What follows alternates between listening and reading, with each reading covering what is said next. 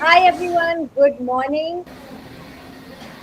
Hi, good morning. All right, so from K pop to Korean dramas to Korean skincare, lifestyle, and fashion and makeup, Korean culture has really become big in the whole world and in India especially.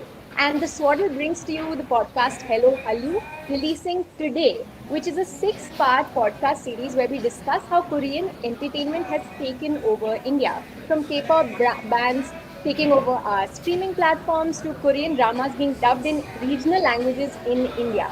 How did it become such a big deal? That's what we're going to go through. And we have two super fans, Nirupama and Sadhana, who are also joining us today. They are journalists, but more importantly, super fans of Korean entertainment who've been tracing the growth for a few years now. And in today's discussion, we also have with us our Korean Dost, Min. Thank you so much for being here with us, Min. Min runs the channel Korean Dost, which has become hugely popular since it released in 2019. And they do vlogs, they do food, they do reaction videos, and covers of Bollywood as well as Korean culture, basically bridging the gap between our two countries. So we're so excited to kick this discussion off today, guys. Thank you again for being here with us. To start off with, I want to ask you all, what are your favorite aspects of Korean entertainment and why do you think they click within India? Why are they so big a deal here? So, Nirupama and Sadhana, perhaps you could kick us off. Yeah, so maybe I can share. So I've been entertainment that I was exposed to was Korean dramas, and I've been watching that for I think 9 years now. And I think the first appeal that people see in Korean entertainment is because it's still relatable because of how Korean values and culture is kind of similar to Indian values and culture in terms of a little bit of traditional versus a little bit of modern. But it's also a little different because Korea is a developed country and there's so much more that we don't have that we can look forward to there. And I think that's especially interesting when part is relatable and some part is aspirational. And we talk about that in the drama. One of the academics that we spoke to actually spoke about this aspect of Korean entertainment that appeals to so many people from developing countries. Sadhana, what are your favorite aspects about it? So, uh, I kind of, when I like something, I tend to go all aboard. And so when you get into Korean entertainment, let's say you watch a drama, then you realize that the star in the drama also sings, right? And so you check out their songs. And when you check out their songs, you also realize that they do the reality show. And so you do the reality show and then you get introduced to it. So what is that it's not just one thing, there are many things for you. So as much time as you have, you can spend on it. And then the other thing is also that Korean entertainment. So I watch a lot of, I mean, used to watch a lot of English shows before I got into Korean entertainment, right? And the one thing that I really like is that there's a lot of sincerity in some of the things. So if you look at some of the English shows, right, it's all ironic and everybody's not they're like blasé about life, dreams and all of that. So Korean entertainment, if you look at some of the dramas or even how the stars present themselves, there's a lot of sincerity and enthusiasm. Right? So they're not so jaded in their presentation, which I also think is very different and appealing for Indians too, because our stars and entertainment also tends to be sort of like that. And I see the association you're talking about. Min, we're so excited to hear your perspective on this. Hi guys, this is Min. And in terms of the Korean entertainment, I think the like performance and expansion of it in terms of global wise is what makes it so successful. Like for example, let me give an example through K-pop. I think like K-pop's like high performance as well as the expansion through like YouTube and second-hand like reaction videos and all that. I think that makes it more accessible as well as but plus on top of that, the high performance such as like the vocal and dance capacity of each idol groups and members I think that really makes it successful in the end, up until now. There have been many idol groups since like 1990s, right, in Korea, and that accumulation of experiences and knowledge and all that of all the first, second, third generations of idol groups. I think that all made Korean K-pop or Korean entertainment successful in the world. India, yes. See that growth in the way Nirupama and Sadhana talk about it in the podcast. So, guys, if I could ask you to help us understand the growth of Korean culture like a few years back. So, what was it like a few years back? Where did it start from? Can you take us through the history a bit?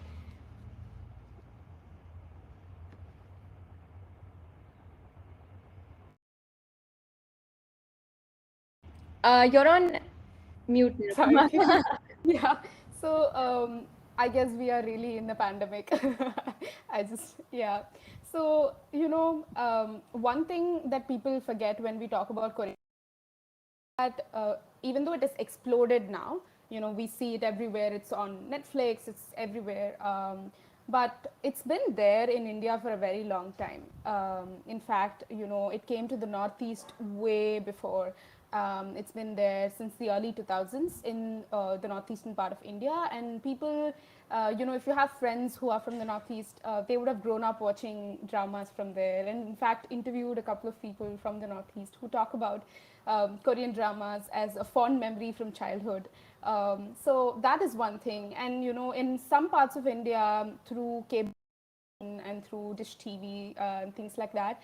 KBS World was actually, showing dramas in other parts. So Tamil Nadu was one of the states where it was already available in the early 2000s. And interestingly, my uncle, who's my dad's brother, has been watching Korean dramas for some 16 years now.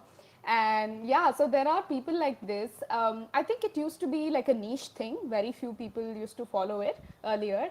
But so easily accessible, and that's how I think it's just grown. And now we have teenagers, we have children who listen to K-pop, and it's just everywhere.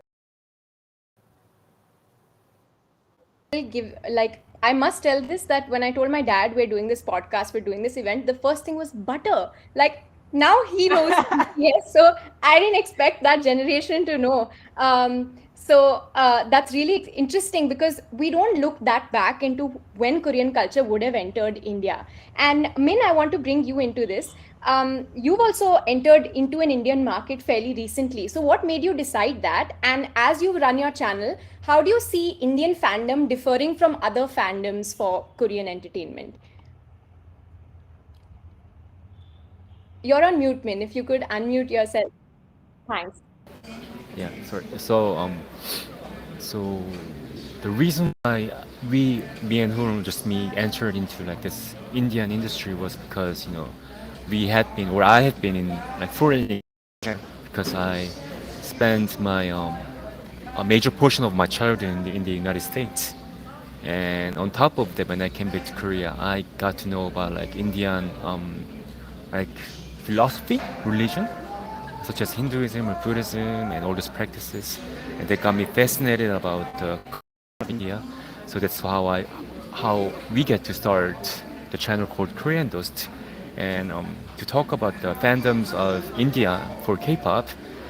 I think that most of the fans in India are generally younger in terms of that of other countries because Indian population is mostly young and K-pop, K-culture has recently been went into like this big expansion for a couple of years ago, right?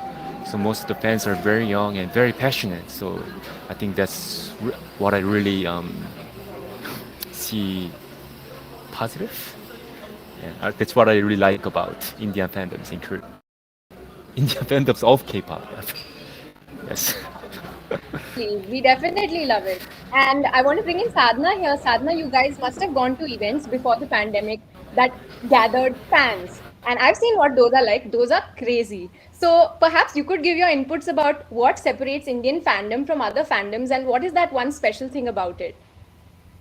Yeah, so and I also speak about this as, a turning point for me in the podcast, right?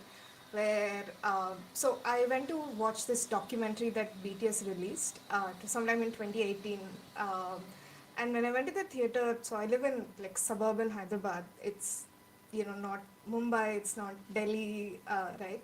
And when I went to the theater, there were people outside doing fan chants, right? And they came with sort of fake army bombs also prepared, and there were people doing choreography inside the theater, and everybody around them was like, "What is going on?" Because they must have seen this only for big movie stars like Bollywood or Tollywood movie stars before, and they did not understand what was going on.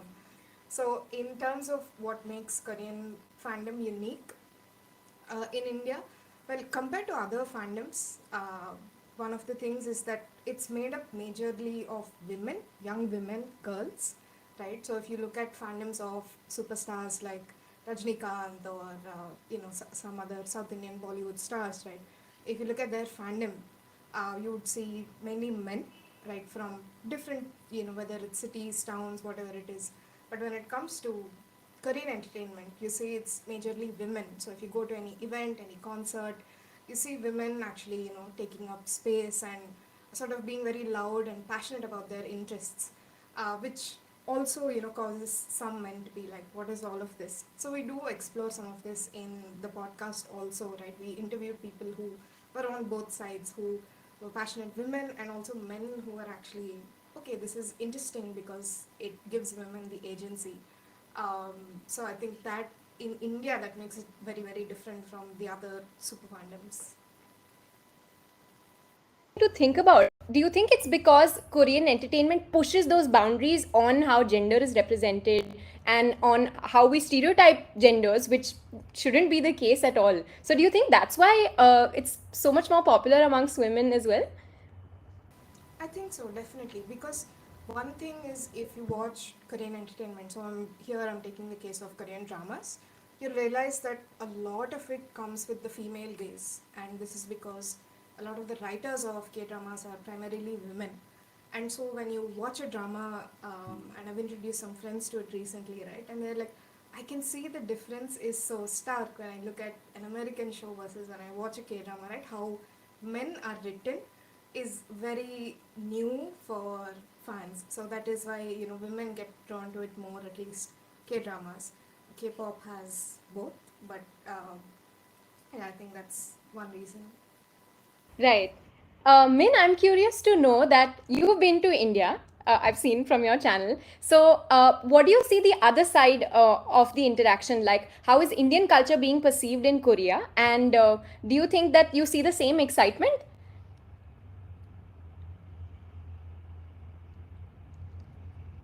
So I think it's quite different. Like you can't say that American and BTS has the same vibe, right? So I really don't know what to say about this, but there are I think definitely I believe that there are more people who are seeing positive aspects of India, more and more people. But I do wish that more people would see the beauty of India in Korea. That's great. That's why you're our dost. To improve our own cultural capital in the rest of the world, like Korea has set such a great example for. So, Nirupama and Sadhana, I know you guys have some really interesting facts about why this industry started flourishing here in the first place. And there's a lot of like legal loopholes involved and lots of clever marketing from Korea's end, right? So, could you take us through that a bit? And remember to unmute yourself. Yeah. Sure. So one interesting thing that people who are new to this, new to understanding Hallyu, they don't realize is how much the Korean government put effort into promoting culture as so they saw value in culture as a commodity that could be exported, and they invested in the entertainment industry as well as through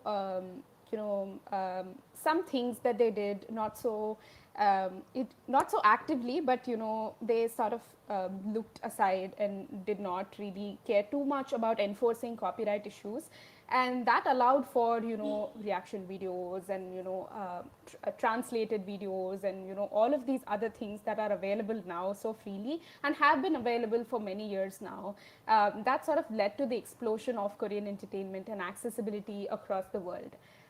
So it was a conscious effort by the government to promote this, and that really shows. And even now, obviously Min would know better, but the Korean entertainment industry it's very different from the Indian entertainment industry, for example, because there is so much talent. So many people see that as a viable opportunity, a career choice. So yeah, that's very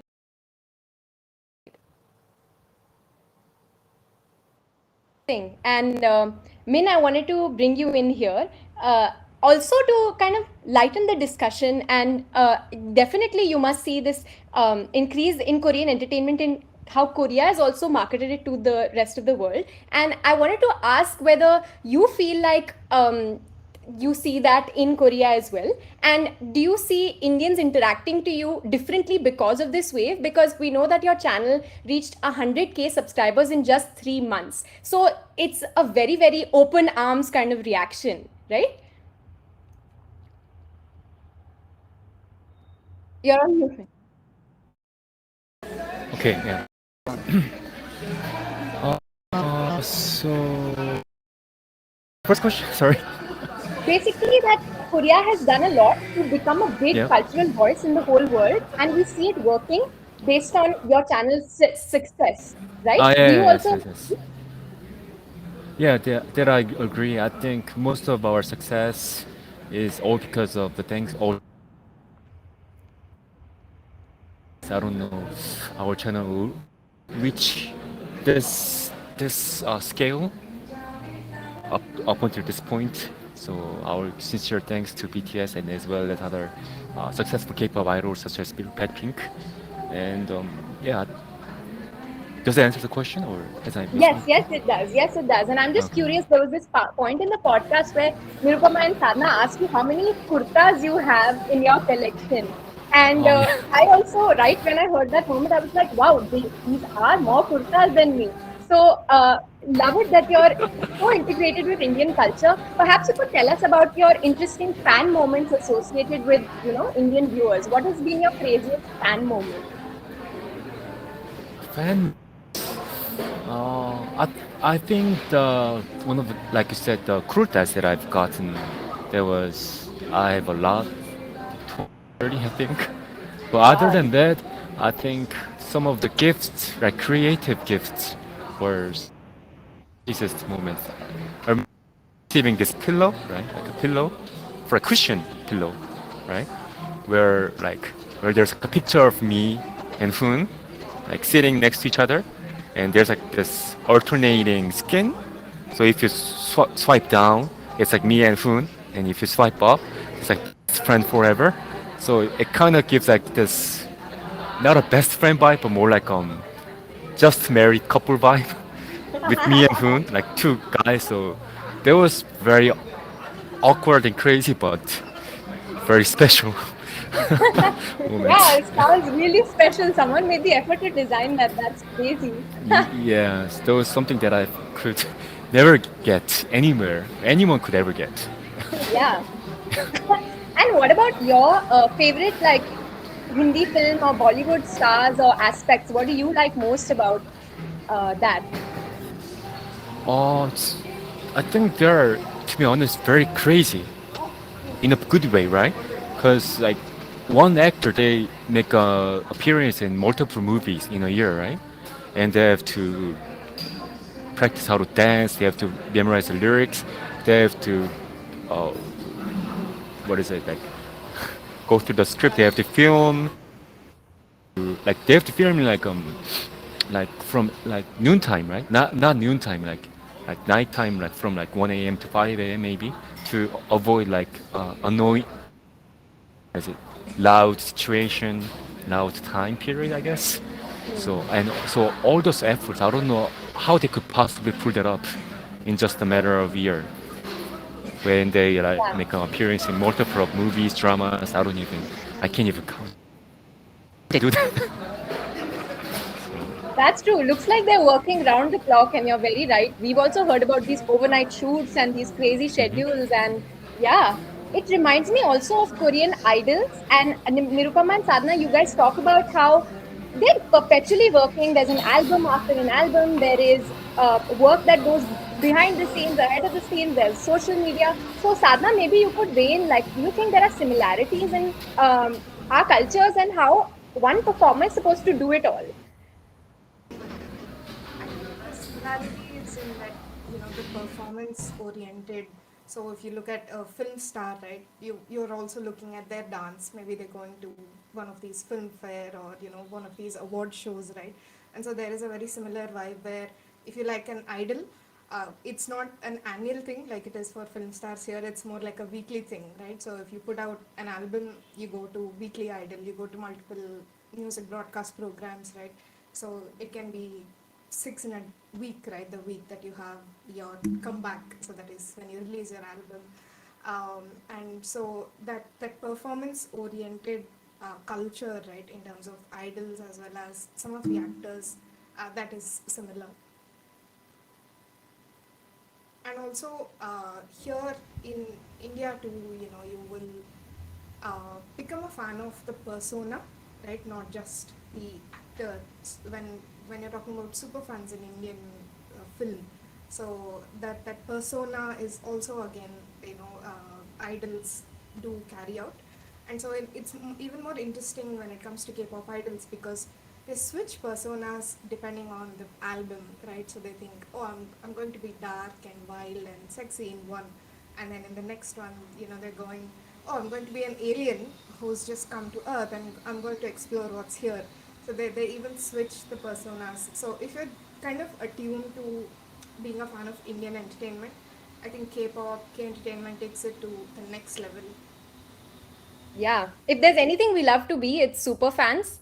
It's like, yeah. And I love how many times we use the word crazy in here for Korean culture, for Indian culture. So seems like that is a similarity for us. And taking that point to Min, we're bringing this discussion to an end. So I just wanted to ask you. So, like Sadhana mentioned, that persona is an important part. So you clearly have that persona that people like your channel, and that's why we show so much support for you. So thank you so much for being our Korean Dost. I want to ask you, what do you see as the future of Korean entertainment in India? And where do you think it's going? How do you think it's growing?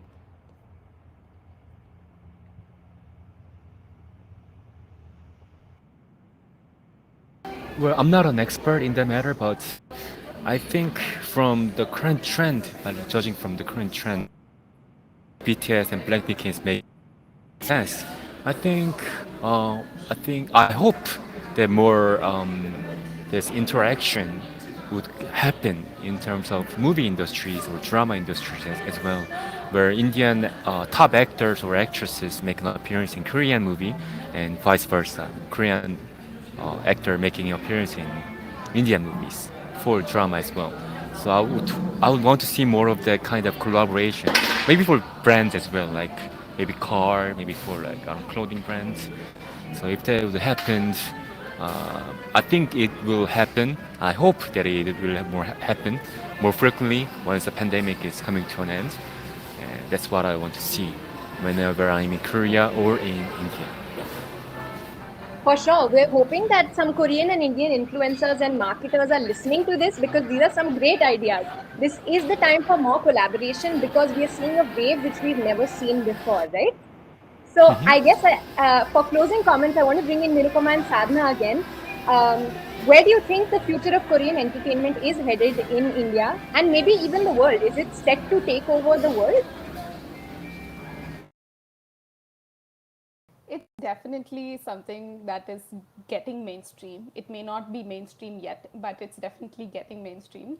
And I love it. I love that it's a challenge to, the Western ideas, and everybody just looking up to American TV, British TV, and pop culture from there. So it's amazing. putting Asia at the center of the map. And yeah, I'm looking forward to how this is turning out. Even in our everyday life, we are able to see more and more people are recognizing this and identifying as fans of Korean food, Korean culture, everything. So yeah, looking forward to it. What I'm looking forward to is in all this interplay of, so when we are saying Indians are consuming Korean entertainment, right? It's not just consuming Korean entertainment via English subtitles. People are learning Korean. People are subtitling Korean into Indian languages. So there are streaming platforms that are dubbing Korean dramas and into Indian languages. So I'm very interested to see how these cultures, right? So because we have different sort of cultures even within India, and Korean culture mix, and also how the languages also mix. Because if you take Korean and Indian languages, so English, the grammar, the structure is completely different. So we have idioms also that are very similar. So I was listening to a podcast the other day where they bring up, we're both rice eating cultures, so we have actually different words for uncooked rice and cooked rice, and so even some of the idioms are also very similar that way. So I'm very interested to see how this sort of flows down and what sort of things fans come up with as they get more and more exposed to and learn more about Korean culture and language. For sure. And this is a great note to end on. Our cultures have a lot of similarities, and that's why we see them clicking together so well. And also, when we absorb from other cultures, we kind of make them our own. So, Korean entertainment is becoming our own, and Indian entertainment is becoming Korean. Slowly, we're integrating more and more. Thank you so much for being here and for having this amazing discussion. Guys, this was just a sneak peek into what the podcast discusses. I want to remind you that Hello Hallyu is dropping today on all podcast streaming platforms. It's a 6-part podcast series which discusses this huge wave of Korean entertainment in India. So please be sure to go listen to it right after you're done listening to us. Thank you so much, guys. Thank you for being here. Thank you.